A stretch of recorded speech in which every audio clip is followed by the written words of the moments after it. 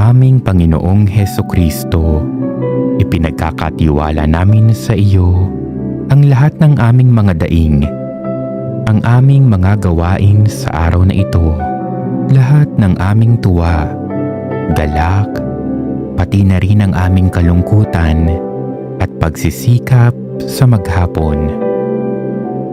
Kaisa ng iyong pagpapakasakit sa krus, nawa ang aming paggawa ng mabuti sa araw na ito ay maging kalugod-lugod sa iyong kamahal-mahalang puso. Sa iyong awa, itulot mo nawa ang kaligtasan ng aming kaluluwa. Patawarin mo nawa kami sa aming mga pagkakasala at buhayin mo sa amin ang masidhing pagnanais na magbagong buhay at lumayo sa kasalanan.